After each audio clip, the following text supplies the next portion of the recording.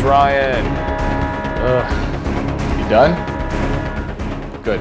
Boss man's on vacation and JB's off defending his title at the National Eyebrow Convention, so I thought I'd take it upon myself to increase our labor force and hold an emergency meeting in regards to a stolen fleet vehicle, the DR650. He stole it? The culprit? Fugitive 45. To make matters worse, he's installed a Rekluse EXP 4.0 auto clutch.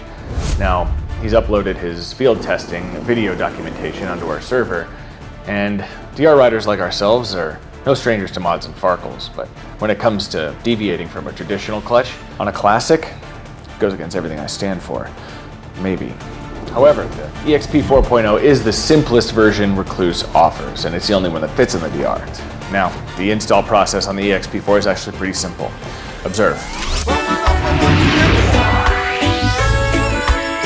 Music is love, and love is music. Yeah. Hey, my future selves. 45 here, just kind of doing my own thing these days, but I wanted to show you this. This is the Rekluse EXP4. It's an auto clutch. We're gonna install it in the DR today. Now, these two CNC machined aluminum plates are held together with springs, and in between these plates are some wedged weights all the way around. And as it spins, the weights swing outward, pushing these plates apart. So as the plates get pushed apart, it expands and it puts pressure on the rest of the clutch pack and engages the clutch. So effectively just replaces 2 plates and 2 discs. Should go in pretty quick. The kit comes with new plates and springs, which is nice. Look at that. We're just gonna follow the setup sheet here and stack everything up. Well, I'm kind of surprised and impressed because the EXP4 has little roller bearings and ball bearings on the wedges instead of Teflon pads, which, to be honest, I was a little bit sketched out about because it was just plastic pressed into metal, and these aren't going to wear out nearly as fast and just feel a lot more pro. This is really cool. Pause it. Lights. To reiterate, what's normally happening in a clutch is we have a clutch plate and clutch plate springs trying to compress our clutch pack. Now normally we relieve that by pulling the cable with our hand, but in this case we're going to tighten the cable to relieve almost all of the pressure off of the clutch pack, and then we have the EXP in here. It placed 2 of our friction discs and 2 of our pressure plates, and when we're spinning, those weights with the centrifugal force are going to be driven outward, expanding the EXP, and that's going to add that last bit of pressure we need to tip things over the edge, compress the clutch pack, and engage the rest of the motor. Let's continue. You know, I don't actually have the torque spec for these, so I think I'll just crank them to hell and back it off a quarter turn. Figures. Okay, so the EXP4 is installed, and now we need to finish the setup process. Okay guys, so what he's doing here is checking his free play game, because with this setup, there's inherently no free play in the clutch lever like we're used to, but we can gain it back when we apply the throttle and expand the EXP and engage the clutch. Watch. All right, he waits to make sure he's at a comfortable idle, and then he turns the throttle between a half and a full turn and feels for free play in the clutch lever. He's looking for about 1/8 to 1/4 inch. The RPM feels like it's at the right point where it starts to go. So I just need to tighten this cable. So Rekluse's kit for the DR is just the EXP4. It doesn't come with that aftermarket clutch cover with their brand name across it. And I think maybe they don't want to be associated with DR riders, I don't know, but they underestimate what we're willing to do to our bikes. Oh, That's gonna bake right in there, man. show off. Yeah, 46.2, you got a question? Yeah, I heard a lot of pros that are sponsored by Rekluse don't actually run the auto clutch. They just have the clutch cover for advertising and then stick to what they know because they're so good at it. That's true, but it's not shady like that. See, Rekluse makes tons of high quality upgrade components for traditional clutches, so those athletes are probably just running springs or clutch plates or hubs, stuff like that. All right, let's watch this handsome dumbass ride this thing. I gotta say, that was a pretty easy install.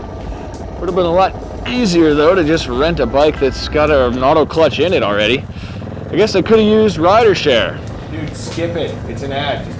Yeah, I know it's an ad. I'm fast forwarding, hang on. Actually, this is pretty cool. It's kind of like Craigslist. You sort of see where all the bikes are by location, and it has a little price bubbles and so many cool bikes to choose from. The experience tab too, that's worth noting. I mean, It's kind of like you get a local tour guide of a new area to ride. They'll rent you one of their bikes and take you on one of their favorite adventures, you know? I don't know, make some new friends. It's pretty cool. We could actually do that. It'd be like hunt down and terminate escaped indentured mechanic on our Suzuki 125. 20% off too for new users. Yeah? No? Okay, fine. I think it's worth it.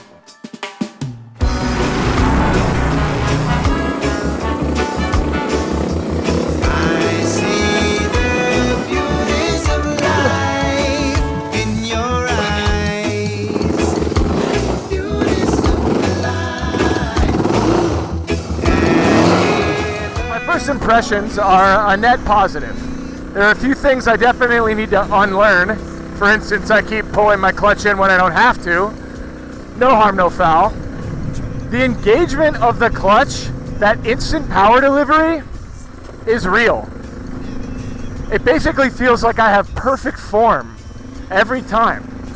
And again, I feel that slight pull of the engine. She wants to go, but she won't leave without me. Now, the added pressure on the clutch pack from the longer, stiffer Recluse springs, plus the progressive pressure from swinging the wedged weights around, it just bites way harder on the clutch than what I'm used to. And it happens instantly because we set that free play game. So, God, it almost feels like I did a carb mod or something, how snappy it is off the line. I love it. Now, descending, I'm still able to pull the clutch in and coast if I want to because I have the full function of the clutch like normal, but if I let off, engine braking's right there for me. Day 2 of Recluse clutch testing. Hill climbs. You do not have the option to release the clutch and have the rear wheel lock up to keep you upright if you don't make a hill climb. You have to use the rear brake. I learned that the hard way.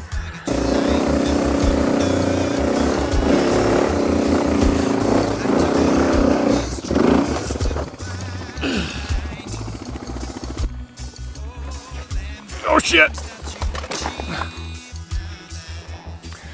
Recluse-induced damage.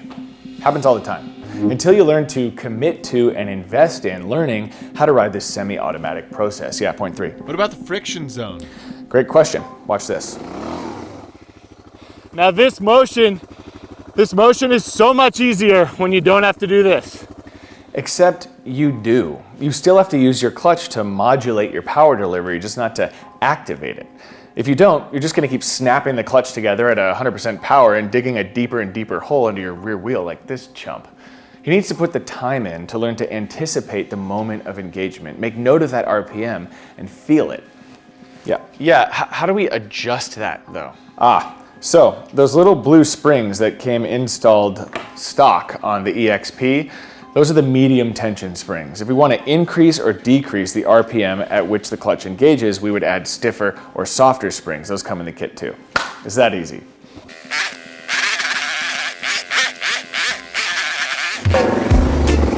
Almost there.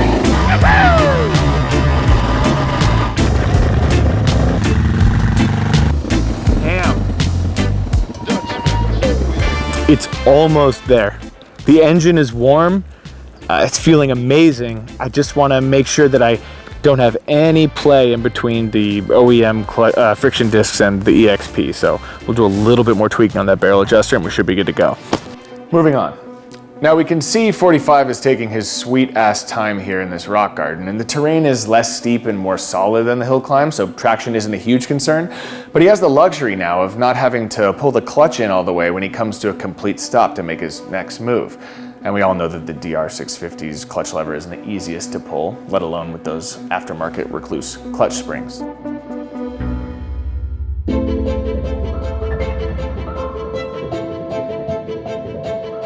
In summation, we have the performance benefits: smoother power delivery, automatic instant engagement, there's less fatigue in technical terrain, less forearm pump, and of course, there's no risk of stalling. So for those newer riders that want to get around having to learn how to use a manual clutch, you're still going to run into plenty of stuff to learn. This isn't easy. It's not too much money, and you can always go back to running a manual clutch anyway. You won't forget, it's like riding a bike. So, all in favor of the Rekluse auto clutch system, say aye. I don't care what you think. When we get this bike back, I'm leaving it in here. Get back to work.